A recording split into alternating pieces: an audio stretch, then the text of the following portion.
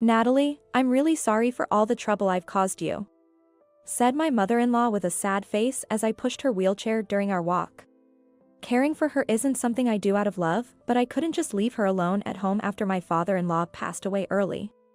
My name is Natalie. I'm a 45-year-old housewife and work part-time. I've been married to my husband, Kyle, for over 20 years. We have a family of 4, our eldest son, Tyler, is a college student, and our younger son, Ryan, is in high school. But now, there's one more person, making us a family of 5. My mother-in-law broke her leg 6 months ago, and it healed poorly, leading to her needing care. We couldn't let her live alone, and since we built our house 5 years ago with aging in mind, making it accessible, it made sense for her to move in with us. At first, the kids were reluctant, but living together, they've grown fond of their grandmother, as they're not home often anyway. We used to visit my in-laws' house quite a bit, so it hasn't been a big adjustment. So far, mother-in-law, who is good at sewing, has done so without problems, except for an incident when she repaired my eldest son's damaged jeans. But then, trouble struck suddenly. One night, my husband came home late, drunk, and started picking a fight with me. "Hey, where are my clothes?" "They're not folded," he barked. I remembered that I had been at the hospital with my mother-in-law all day and had only managed to bring in his laundry, leaving it in the room. "Sorry, I forgot because I was at the hospital with your mom and ran out of time." That's when my husband exploded in anger. "You're a housewife, aren't you? Can't you do at least that much? Who do you think provides for this family? That's no way to talk.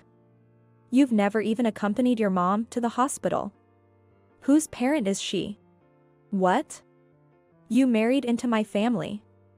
That's the job of the eldest son's wife." I was furious too, but arguing further seemed pointless.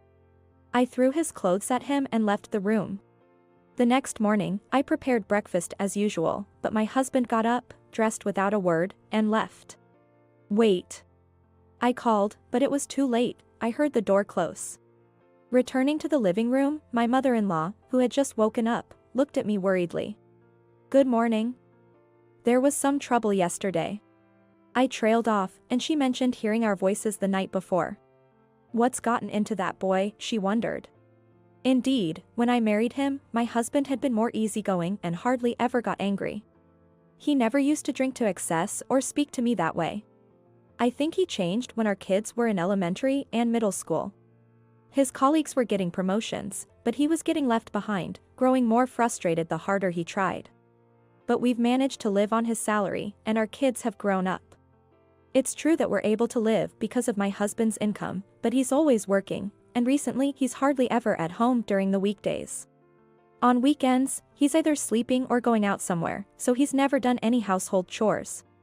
He used to help with housework and was cooperative with childcare. I once suggested he consider changing jobs, but he snapped at me for the first time, saying, "What do you know?"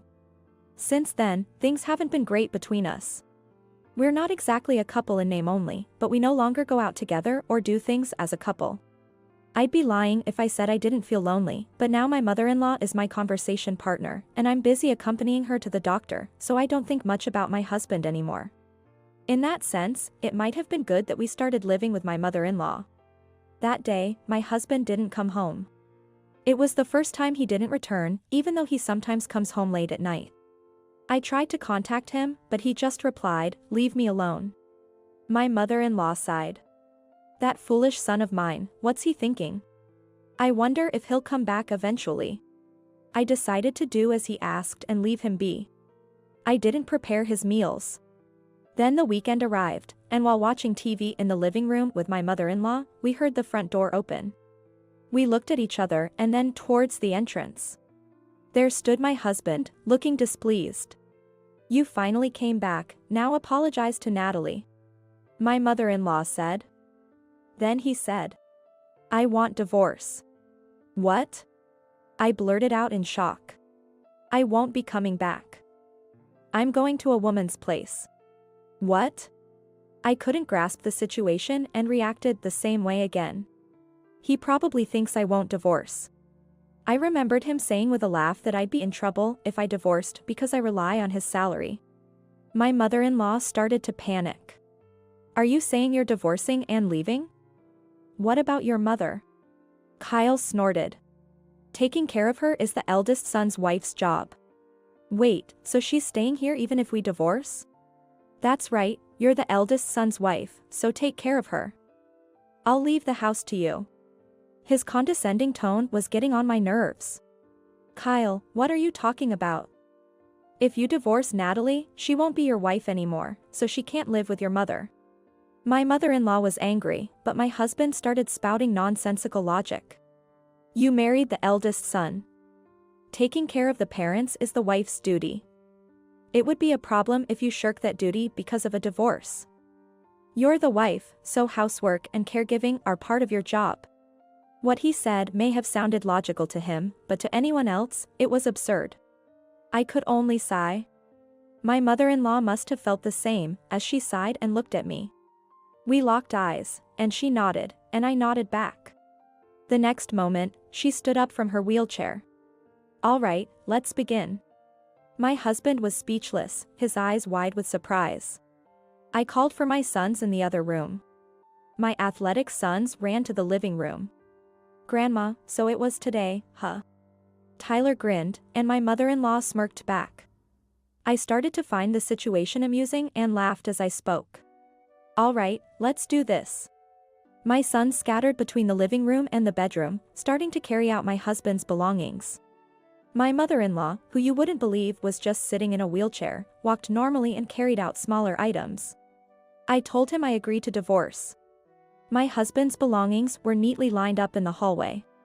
I faced my husband, who was looking uneasy, and said, "We're strangers now."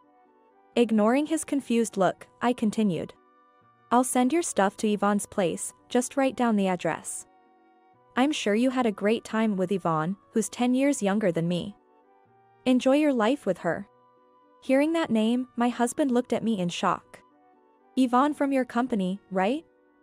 Having an affair within the same department, you always lived in such a small world.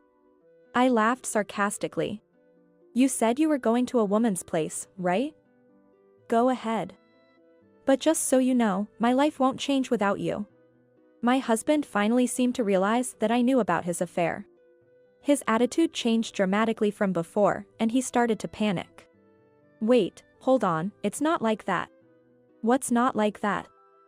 You're divorcing me to be with your mistress, right? Or is there another woman? No, it's not like that. You want a divorce, right? Why change your attitude all of a sudden? Did you bring up divorce just to threaten me, thinking I wouldn't go through with it? Seeing his agitation, it seemed I hit the nail on the head. How will you manage without me? He seemed overly concerned about our future life. Don't worry about it. I'll manage with the money. Wait, why? That's when my impatient sons intervened. Where should we send this stuff? Hurry up and write the address. Reluctantly, my husband wrote down his mistress's address. After making sure he did, my sons bowed to him. Thank you for raising us, they said with a laugh and looked up, leaving my husband with a complicated expression. Then they escorted him out the front door. I could see him walking away slowly outside the window. I couldn't help but laugh at the sight of him. After looking down on others and initiating the divorce himself, what was with that lonely back? Good job, Natalie, my mother-in-law said, placing her hand on my back. Did you see the look on Dad's face when Grandma stood up? Ryan said with a mischievous grin, and we all laughed together. In fact, my mother-in-law's rehabilitation was going well, and her legs had recovered significantly. During a recent hospital visit, the doctor said she could start living without the wheelchair and gradually get used to it. She's been living mostly without the wheelchair now. She was sitting in it earlier because it was the right height for watching TV, and we were planning to buy her a chair soon. She was only using the wheelchair because it was convenient until then. We had anticipated my husband's actions, discussing beforehand that if he mentioned divorce or leaving, we would all pack his belongings and send him away. The boys used to like their dad, but ever since he changed, they barely get responses or advice from him.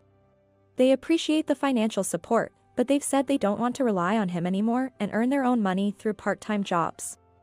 The rift between me and my husband had deepened over the years to the point where it could no longer be repaired. My mother-in-law always felt guilty about me taking care of her, but since I reduced my part-time work, she compensates me. She had sold her house, which was too large and empty, for a substantial sum, and we used that money for our living expenses. She assured me that even if I divorced, we could live on that money. My husband probably thought he could throw us into chaos by suddenly demanding a divorce, but in the end, he was the one who was outmaneuvered. Throughout divorce process, I claimed property division and alimony, and the house was transferred to my name. I had been aware of my husband's affair for many years, so I had been gathering evidence gradually. I planned to confront him with it if he denied it this time. But since he admitted it right away, there was no need to press him further. I also claimed alimony from his mistress, which she paid in a lump sum. Apparently, the mistress was single and was about to marry into a wealthy family, but her engagement was broken off when this affair came to light. I wondered why she had an affair with my husband, but he was handsome for his age and looked younger than he was. I heard through the grapevine that her fiancé was wealthy but not particularly handsome, so I guess that's how it went. With the alimony from both of them, I was financially secure for a while. 3 months after the divorce, my ex-husband showed up at our house. "What do you want now?" I responded through the intercom, but it was just a plea for reconciliation. Then my mother-in-law headed towards the entrance. Seeing her walking normally, my ex-husband was shocked. "Mom, why are you here?" "Now, Natalie is my business partner. This is our workplace." "Business partner?" My ex-husband was surprised by many things, but my mother-in-law didn't elaborate much. "More importantly, you have no right to call me Mom. Natalie was the one who suggested we live together and took care of me. You did nothing. Don't call yourself son." I went to the entrance and said my piece, considering it the last time. "I appreciate you providing financially, but you never helped with household chores, barely came home, and even had an affair. Why would I want to restart something with you? The divorce is final, and we are now strangers. If you want to see the boys, contact them directly. But they probably don't want to see you." My ex-husband was speechless and looked a bit sad, but what he had done made this inevitable. "We're getting along well as a family now, so don't bother us. Goodbye." After saying that, I closed the door, and he walked away dejectedly. My mother-in-law, since becoming wheelchair-bound, had a lot of free time and often did sewing, her specialty. She made me some high-quality aprons and hats, which I really liked.